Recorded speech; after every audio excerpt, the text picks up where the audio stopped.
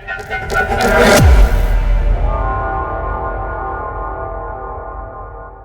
is your host, Culls, and I'd like to thank you guys for tuning on in to your CFM News. If you're watching on the day of the release, happy Thursday to you. And in case you guys have been noticing, there has been a lot of drama going on recently in the Discord. It's been crazy. It's been real crazy. We probably should start off with the most important part.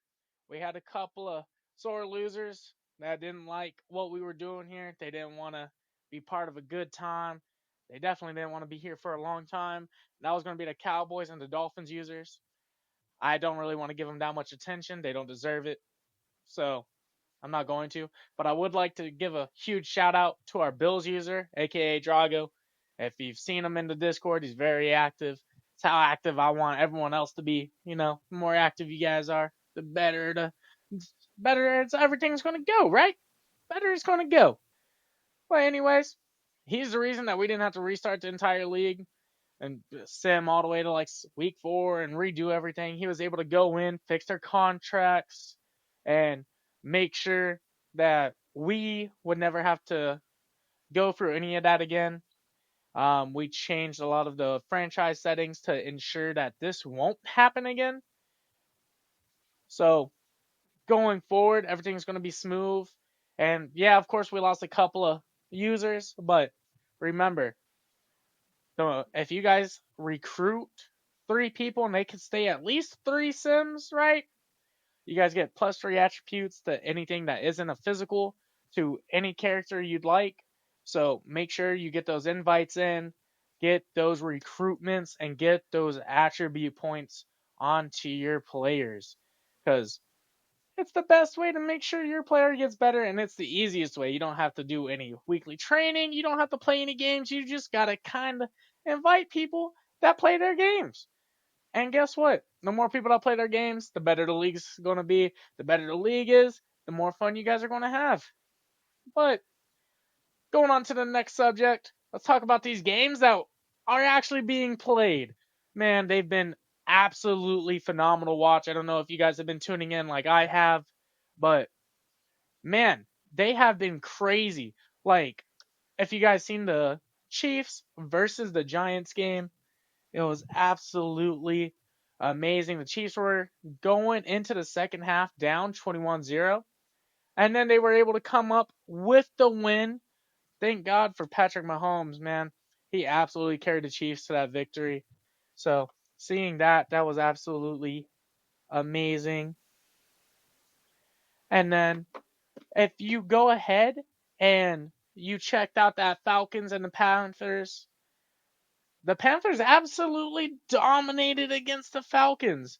The Falcons weren't able to get it going on the run. They weren't able to get it going in the air. They just couldn't go. And who knows how long Bijan's going to want to be there if they are unable to provide a good offensive line for him. He is a good, young, talented running back. And if he's unable to get the rushing yards and the receiving yards that he deserves as one of the top running backs in the league in our CFM franchise, I don't see him wanting to stick around much longer. And then if you did want to see a whole lot of offensive plays going on, I hope you really checked out the Rams versus the Eagles. Neither defenses showed up. I think there was a combined 1,000 offensive yards in that game. Absolutely crazy. They almost scored 100 points total. They might have scored, I believe they did actually, over 100 total points in that game alone, which is absolutely absurd. I never thought I'd see today.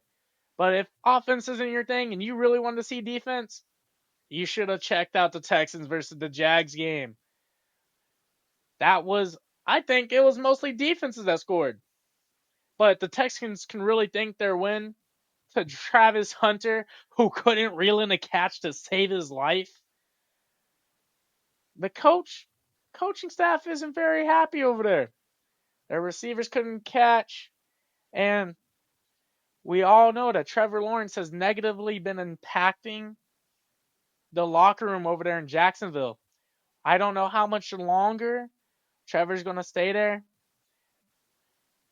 especially considering their star running back, ETN, was traded at halftime.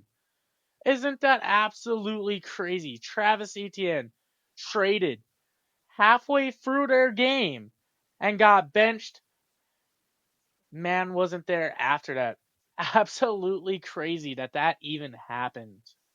Never have I thought I'd see the day where an NFL player mid-game got sent out at halftime and flown out. But anyways, that's your weekly breakdown on our games. But it's what I've been most excited to make for you guys, and what I hope you guys have been most excited to see. It's finally time for our plays of the week. So let's go ahead and roll those clips. 13 loop. Lines from the gun here on third down. That's caught in the middle and intercepted. That's the safety, Jimmy Ward.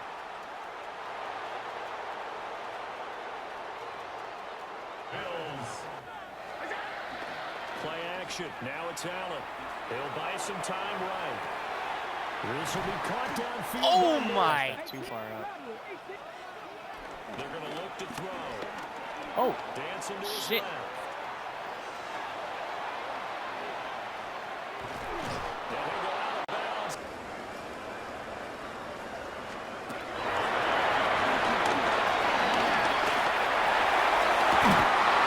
I hope you guys enjoyed those clips. They were absolutely phenomenal. I loved editing them. I loved putting them into this video.